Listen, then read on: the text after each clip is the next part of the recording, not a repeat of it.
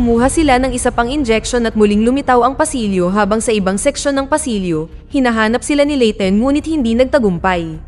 Sa kalaunan, binuksan ni Jason 1 at Amanda ang isa pang pinto at nakahanap ng mundong natatakpan ng mga puno at hamog. Pagkatapos kumpirmahin na ito ang parehong coordinate, isinara nila ang pintong iyon para buksan itong muli. Ganun pa rin ang mundo sa labas, ibig sabihin, hindi magbabago kung ano ang mundo sa labas ng pintong iyon.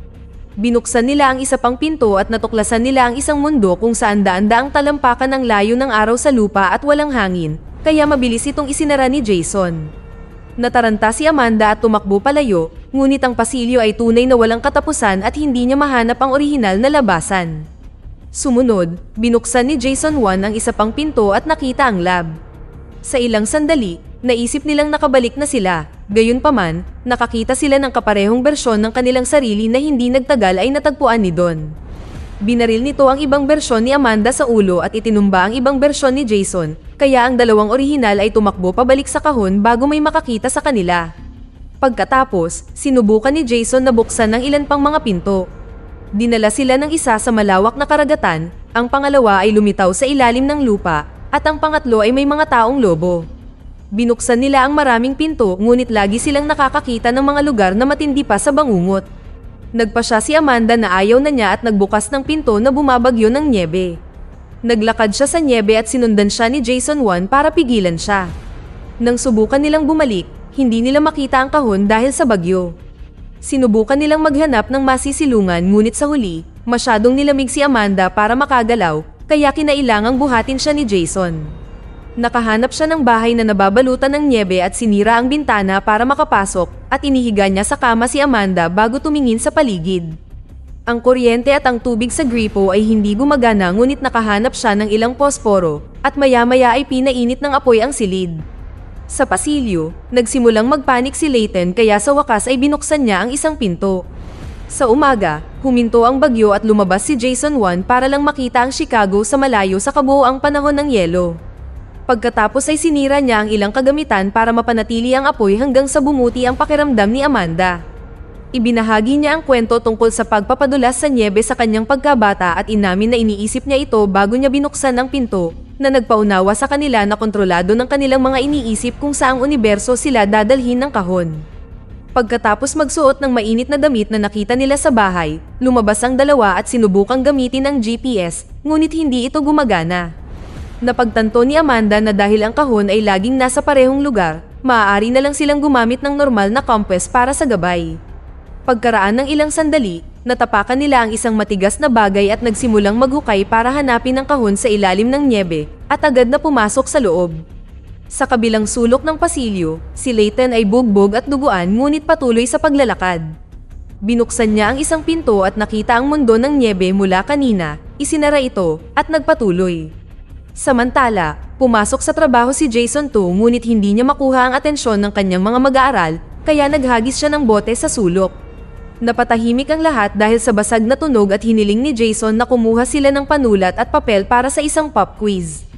Karamihan sa kanila ay hindi na nagdadala nun, kaya sinabi ni Jason na sinumang tao na device lang ang dala ay bagsak. Nagsimulang magprotesta ang mga estudyante at nagbago ang isip ni Jason, sa halip ay lumayo. Sa kanyang paglabas ay tinanong siya ng isang guro tungkol sa bote ngunit inihayag lamang niya na siya ay nagbitiw. Maya-maya, binisita ni Jason 2 si Layton, na sa mundong ito ay hindi kailanman pinangasiwaan ng kumpanya ng kanyang pamilya. Nagsalo sila ng inumin at napagtanto ni Jason 2 na si Layton ay pleasure seeker na nabubuhay sa kanyang trust fund at may mga random na kalaguyo na natutulog sa kanyang sopa. Sinabi ni Jason 2 kay Layton na huminto siya sa pagtuturo at gusto niyang bumalik sa dati niyang trabaho habang gumugugol pa rin ng mas maraming oras sa pamilya. Ipinaliwanag ni Layton na namuhunan na siya sa kumpanya ni Ryan at hindi siya makakatulong, kaya inanunsyo ni Jason 2 na may gusto siyang ipakita sa kanya. Pumunta ang dalawa sa abandonadong gusali at binigyan ni Jason 2 si Layton ng compound. Pagkatapos ay pumunta sila sa kahon at lumitaw ang pasilyo, kaya hiniling ni Jason 2 kay Layton na linawin ang kanyang isip ng ilang segundo bago binuksan ng isang pinto. Samantala, kaarawan ni Charlie ngunit si Daniela lang ang nasa tabi niya. Nagsindi sila ng kandila at ibinahagi ni Daniela ang kwento tungkol sa anak na nawala sa kanya, na inihayag na siya ay kambal ni Charlie at siya ay ipinanganak na sakitin, kaya hindi siya nabuhay ng matagal. Pagkatapos tumingin sa paligid ng pasilyo saglit, bumalik sina Jason 2 at Layton sa kanilang mundo at sinabi sa kanya ni Jason 2 kung sino talaga siya. Ipinaliwanag niya na siya at ang Layton sa kanyang mundo ay hindi naghiwalay ng landas pagkatapos ng kolehiyo, kaya si Layton ang tanging taong pinagkakatiwalaan ni Jason 2. Inamin ni Layton na ibibigay niya ang anumang bagay para sa isang pagkakataon na magsimula ng bago. Nang makauwi si Jason 2, nagalit si Charlie sa kanya dahil wala siya sa kanyang kaarawan, ngunit dinistract siya ni Jason 2 ng isang regalo, ang sariling kotse ni Charlie. Galit si Daniela na ginawa ito ni Jason nang hindi kumukonsulta sa kanya at lumala pa nang sabihin niyang umalis siya sa trabaho. Gayunpaman, tiniyak sa kanya ni Jason 2 na hindi na nila kailangang mag-alala tungkol sa pera. Bumalik kay Jason 1 at Amanda, itinoon niya ang isip sa kanyang tahanan bago binuksan ang pinto. Biglang pumasok ang tubig at napuno ang kahon, na naging dahilan upang lumubog ito sa isang mundo kung saan sinakop ng tubig ang halos lahat ng lupain. Mabilis na lumangoy si Jason 1 para isara ang pinto, at agad na umagos ang tubig.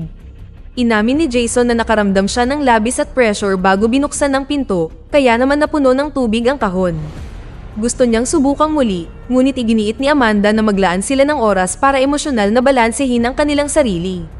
Habang pinipiga nila ang basang damit, nagtanong si Jason 1 tungkol sa mga taong gumamit ng kahon bago siya. Binanggit ni Amanda si Blair, na siyang nangungunang engineer, pagkatapos ay si Jason 2 na sinundan ng 2 voluntaryo sa pagsubok. Nakatulog ang dalawa at pagkagising nila ay nawala na ang epekto ng compound. Nasa kahon sila sa halip na sa pasilyo, kaya binuksan nila ang pinto at nakahanap ng inabandonang bersyon ng lab. Dahil kailangan nila ng pagkain, sinimulan nilang maghanap sa silid, at nakita nilang nakalock ang mga pinto. Sinabi ni Amanda na mayroon silang mga proteksyon sa lugar kung sakaling may mapanganib na bagay na lumabas sa kahon. Hindi rin gumagana ang elevator, ngunit kalaunan, nakahanap sila ng hindi nakalock na kwarto. Tiningnan nila ang kama para lang matuklasan ng isang nabubulok na katawan sa ilalim ng kumot. Sa sandaling iyon ay nakarinig sila ng ingay kaya nagmamadali silang bumalik, ngunit may isang taong gumagala sa lab. Sinubukan ng dalawa na magtago ngunit lumapit sa kanila ang tao na may dalang baril, na inihayag na ito ay si Blair.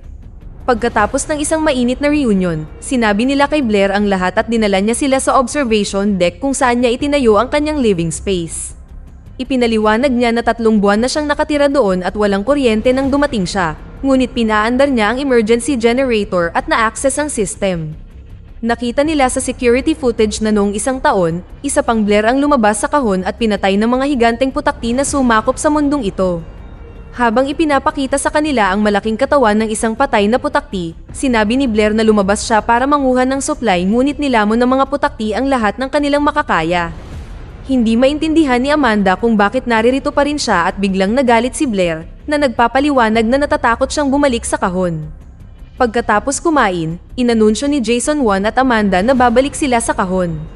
Tinanggihan ni Blair ang kanilang alok na sumama at ibinigay sa kanila ang kanyang talaan bago sila umalis. Sa kahon, nakonsensya si Amanda sa hindi sapat na pagsasanay kay Blair at niyakap siya ni Jason 1. Pagkatapos ay kumuha sila ng higit pang compound habang sinasabi ni Amanda na hindi niya maintindihan kung bakit malaki ang pinagkaiba ni Jason 2 sa kanya. Ipinaliwanag ni Jason 1 na kung sumuko siya sa pag-ibig para sa kanyang career sa agham ay magiging bitter din siya.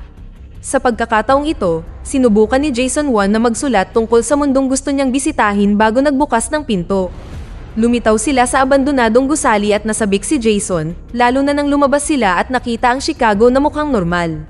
Gayunpaman, nang makarating sila sa mga lansangan, nakita nilang walang laman ang lungsod. Nagmaneho sila papunta sa kanyang bahay at binuksan ito ng ibang bersyon ni Daniela, na inihayag na siya ay may sakit. Sinabi niya na kinuha ng mga awtoridad si Jason at sinabi sa kanya na siya ay namatay. Nagtanong siya tungkol kay Charlie para lang malaman na patay na ito sa kanyang silid. Sa sandaling iyon ay nagpakita ang mga awtoridad at itinutok ang kanilang mga baril kina Jason 1 at Amanda dahil sa hindi pagsunod sa quarantine. Sinuri sila ng mga doktor at kinumpirma na ang dalawa ay hindi nahawaan, ngunit sinabi nila na walang pag-asa para kay Daniela. Bago umalis, binigyan nila si Jason ng gamot para tapusin ang paghihirap ni Daniela. Umiyak si Daniela nang marinig ang balita ngunit pagkatapos nilang alalahanin ang mga nakaraang panahon, sinabi niyang gagawin niya ito. Tinulungan ni Jason 1 ang kanyang asawa na mamatay, pagkatapos ay bumalik siya sa kahon kasama si Amanda, na nag-comfort sa kanya habang siya ay umiiyak. Pagkatapos ng magpahinga, binanggit ni Amanda na maaaring napunta sila sa mundong iyon dahil natatakot si Jason 1 na mawala ang pamilya sa sakit tulad ng pagkawala ng kanyang ina. Nangangahulugan ito na dapat din nilang kontrolin ang kanilang isipan.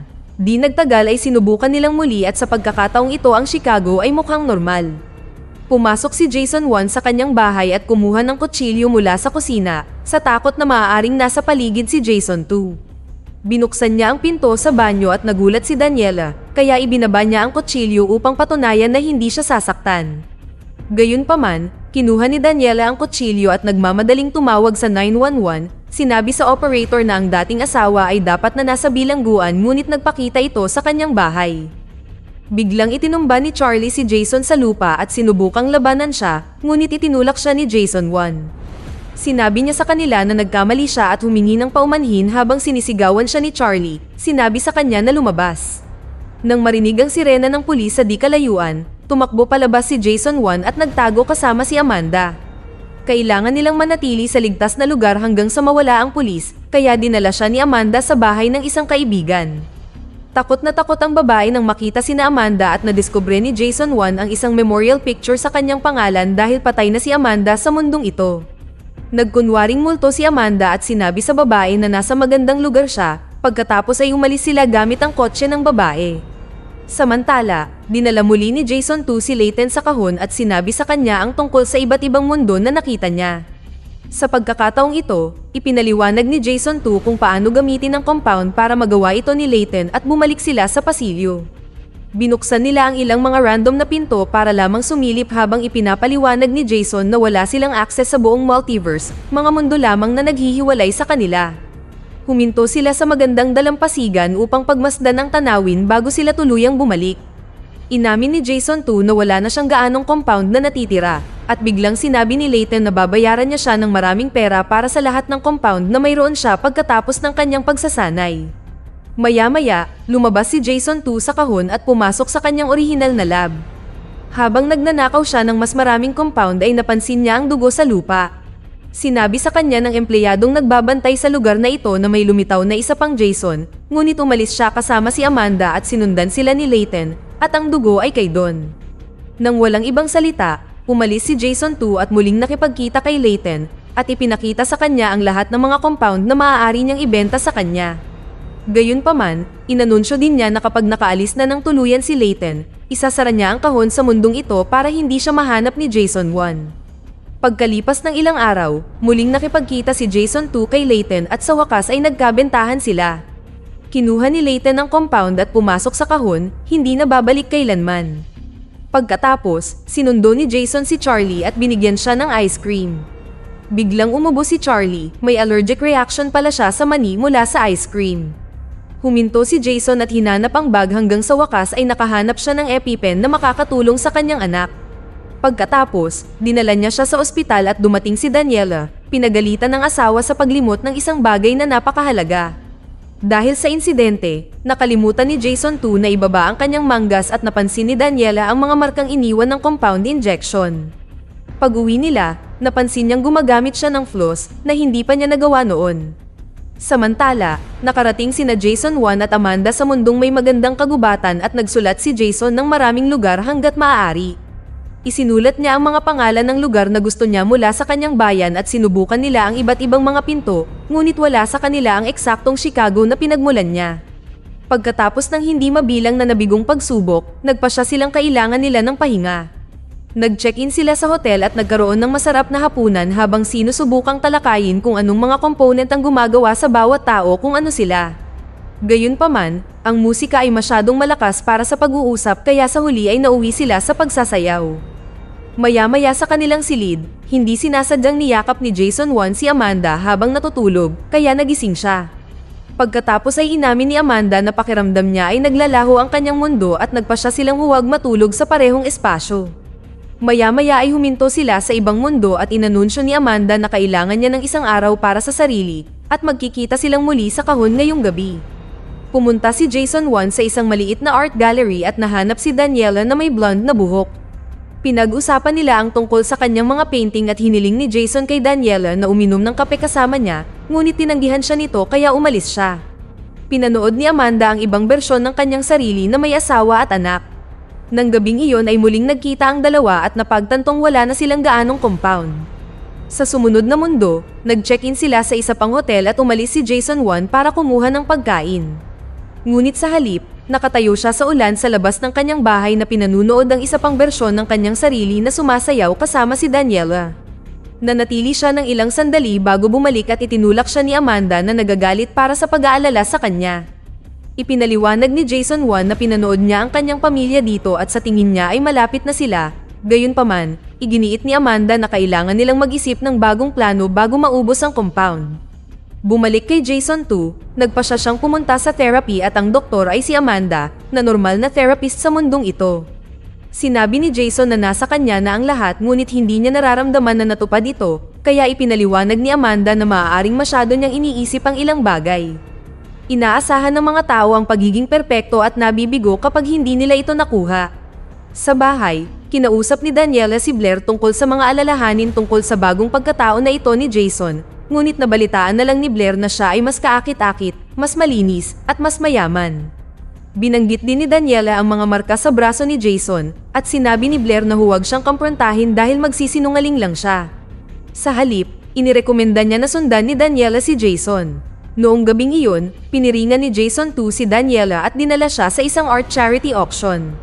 Sinurpresa niya ito sa pamamagitan ng pagpapakita na ginawa niyang donasyon ang painting na ginawa niya nang hindi nagpapaalam, at labis itong ikinagalit ni Daniela kaya hiniling niyang umalis. Habang nasa sasakyan pa uwi, sinabi ni Jason na hindi niya naiintindihan kung ano ang ginawa niyang mali. Ipinaliwanag ni Daniela na napahiya siya dahil kinuha niya ang painting nang walang pahintulot niya at dinala siya sa lugar kung saan kilala siya ng lahat na nakasuot ng damit na kinasusuklaman niya. Inamin niya na sinusubukan pa rin niyang alamin kung gusto pa niyang magpinta at sinabi ni Jason na marahil ay hindi siya ang inakala niya. Matapos ihatid si Daniela sa bahay, nagmaneho siya, hindi alam na sumakay ito sa kanyang kotse at sinundan siya. Makalipas ang ilang minuto, pinanood ni Daniela si Jason 2 na pumasok sa kanyang lumang storage unit at umalis pagkatapos ng ilang segundo. Sinubukan niyang pumasok dito ngunit nakalock ito, kaya sumilip siya sa ilalim ng pinto at nakuha ang isang compound sample. Agad niya itong dinala kay Ryan at tinanong kung ano iyon. Kinabukasan, pumunta si Jason 2 kay Amanda na naiintindihan ang nararamdaman ni Daniela. Sinabi ni Jason na gusto niyang umalis at nang tanungin ni Amanda kung saan, inilarawan niya ang pasilyo. Iniisip ni Amanda na ito ay isang paghahalintulad at sinabing ito ay nagpapahiwatig ng takot sa pangako. Maaaring siya ay isang lalaking may asawa, ngunit hindi siya kumikilos tulad nito. Dito na nagtatapos ang kwento. Sana ay nagustuhan nyo. Mag-subscribe na kung hindi ka pa nakasubscribe. Pindutin na rin ang notification bell at like button upang matulungan ang channel, and leave a comment down below. And as always, thank you for watching.